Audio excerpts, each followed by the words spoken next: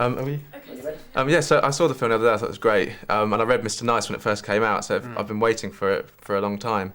Does that make it harder for you to make a film when you know the book's been out for ages? There's so many fans, bestseller.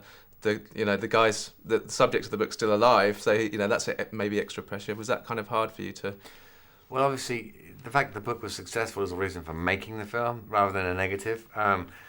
Because using the very basic assumption that they might become customers, but obviously making a film about somebody who's still alive is a highly unusual thing to do. But on the other hand, he wrote the book, so essentially the film is based on his text and his version of events, and the film is very much Howard's story. And I very much was very clear about presenting it that way. It's his version of events. I have no idea if some of it's true or not. And with Howard, it probably isn't. He is, after all, a well-known perjurer. Though, it is quite an amazing story. And this is obviously a hard question, but how would you kind of sum up the story of the film and the story behind his life? Well, Howard went to Oxford as a boy from the valleys in Wales and discovered marijuana and wanted to become the Philip Morris of the marijuana trade. He wanted to become the guy. He wanted to invent the business, but and I think that then of course society turned the other way from the way it looked like it was going in the 60s and 70s, and it became a very dangerous business to be in. And he was pursued by the DEA and locked up in prison and went through all that. And I think that that's Howard's story, but Howard's story is also the story of his addiction. And how that affected his life, and how how much trouble it caused for him and his family and his kids, and that I think gave the story an emotional core, and made it very powerful and made it very relevant, I think. Now, there are some quite amazing things in the film, like, for instance, his sort of great escape when he gets off his court case. What can you tell us about that? Well, yeah, Howard was acquitted at the Old Bailey in 1983 of importing marijuana into the UK, using a defence that was patently absurd when you actually look at it now. But I mean, that's all true. I mean, that, because I've seen the court transcripts, that really did happen. So truth is sometimes stranger than fiction. And now, how involved was Howard throughout the filming process, and how much sort of input did he have into it? Well, I showed Howard screenplays. And he visited the set, and we actually did shoot a cameo with Howard, which got cut out of the movie. It was kind of very bizarre. He played an owner of a hash cafe in Amsterdam, and the scene was Rhys went in just to buy some hash off him, and he just was like telling him about all the different kinds of hash he had. It was a lovely little scene, but I ended up cutting it because it was just really weird, because there was Rhys dressed as Howard, and there was Howard, and he was like, hello, where are you from then? I'm from Wales. And it was just like he was the same person talking to himself. Where are you from then? And it was just a really, really, really strange scene. But maybe I'll put it on the DVD. It's kind of funny, actually. But they just look so alike. Well, obviously Howard's a lot older. And I mean, a lot of directors would sort of think, my God, it's going to be hard to have this person around constantly, but he seems like such a nice guy. I'm sure he's probably quite easy to have on set. Well, that's the point about Howard, is that he's Mr. Nice, and he's not the kind of guy that would like want to haul you over to like worry about how you were doing a scene or anything like that. He's just not his. I think Howard just liked the free food, and I think he kind of hotboxed Rhys's trailer a few times. I mean, they seem quite similar characters. How similar are they in their sort of views and the way they are? They are very similar. I mean, they both share a kind of very high intellect. Howard obviously is a scientist, but Rhys is, people realise, extremely well read and very intellectual person. Very intelligent. They're both very intelligent, and they're both pure hedonists. They're both terrible reprobates. But also, I think, very, very moral and very kind, both of them as well. I think it's a very unusual combination. So, it's hard not to like both of them, actually. And they've known each other for quite a while. I heard a story about a certain packet of Rizzlers getting signed somewhere. What was that story? That's right. I don't know the details. You have to ask them. But that Howard Rhys met Howard and asked him to play the part long before I was involved in the film or before anything happened. In fact, then when I got involved, the first person I called was Rhys. And then the first time I met Howard, we had a conversation about who would play him in the film. And there were various big names being bandied about at the time, and those names were all talked about. And I said to Howard, "What about Rhys Ifans?" And Howard was like, "Yes, great." And I didn't realize at the time that he had this history with him, but then I think from that point, Howard was definitely on board with me making the film. It was one of those little bits of serendipity. You know? And as far as sort of casting, as far as showing the film to Howard for the first time, was that kind of a nervous thing for you to do? And how did he react to it? I think it was nervous for him. I think he said to me after he saw the film for the first time, it was a bit like dying and watching your life flash in front of your face. I mean, what I always thought was it's one of those things. Once he's seen a film of your life, and he's seen it now a few times, I think it's probably had the effect of destroying his memories, because I think the way that if you look at a photograph enough times, you can't remember anything firsthand anymore. It just becomes half of our memories, our stories we tell ourselves are memories. They aren't real memories. They're really, really, really fragile. They like disappear, like kind of like a ghost. And so I think first it was really, really, really shocking. And then I think after he's seen it a few times, it's just become familiar. So, and especially, I suppose, when you've smoked the amount of weed that he's smoked, and your memories are probably even more fragile in that way. And it's probably quite nice to sort of have that, be able to see them back. And it's doubtful if Howard remembers anything. Yes. And also, I just want to ask about your own feelings on the kind of drug laws, because obviously Howard was on a complete crusade. He'd like to have, got them changed back then. Do you think that, they are sort of slowly changing, but do you think they're going to change? Do you think we're on the right path, or? Well, in California now, in November, there's Proposition 19 is on the ballot, which is to legalize marijuana. Marijuana is effectively being legalized in California now because medical use of it, you can get a doctor's prescription for it, and you can get a doctor's prescription by saying, you've had a loss of appetite. It's one of the few known drugs that will increase your appetite, as any stoner knows. So, I think that there's a drift towards that, but then there's been drifts in the past, and you can imagine like a huge backlash coming against it. But I think that the facts are prohibition has failed.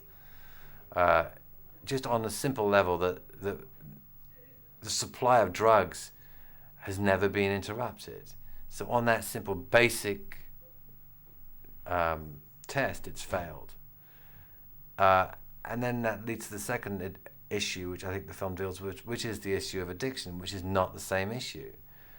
If you were to ask me personally, what do I think of smoking marijuana? I would say I think it's extremely dangerous. And it's not like it's something I've never done, let me tell you. But it's not something I do anymore. But that's a personal choice of mine.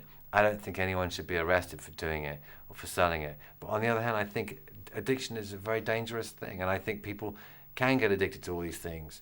But there are many, many, many drugs that are addictive, and a lot of them are legal, and a lot of them are illegal. But they keep synthesizing new drugs and then trying to make them illegal. It's just like, wait a minute, just stop it. There's a war going on in Mexico that could be ended tomorrow by legalizing cocaine in America. People are being shot, murdered, dying. Yes, cocaine addiction is a dreadful thing that will destroy your life. But what about the people being shot and beheaded and murdered in Mexico? Don't you think they have a right to some sanity and some peace too? I mean, when you were making the film, were you worried about at all the sort of glamorising it? Because obviously you do see both sides. You see when you see him getting his teeth pulled out, all that kind of stuff. You think, oh God, it's just terrible. But were you aware that obviously there's going to be a lot of people watching it? It could be seen as glamorisation, which. Well, I think that you can't make reefer madness. You can't say one puff and you're in the devil's court, whatever. It just doesn't work like that. And it's wrong to lie to kids about drugs. Getting high is fun, and anybody who says it isn't is just lying to you. But long term, it's gonna fuck you up. It's gonna destroy you. It's not going to be. You're not going to go anywhere pleasant if you take drugs to excess or drink to excess or do any of those things. And I think the film shows that too. It works until the point where it doesn't work. And then, you know, the consequences and the chaos overwhelm him. So I think that I tried to make a film that was balanced and honest about the issue of drugs, rather than a film that was partisanly for or against. You know, it's a part of all of our lives. There isn't a person alive who hasn't taken a drug. And yet, some people are put in prison for it. It doesn't seem right.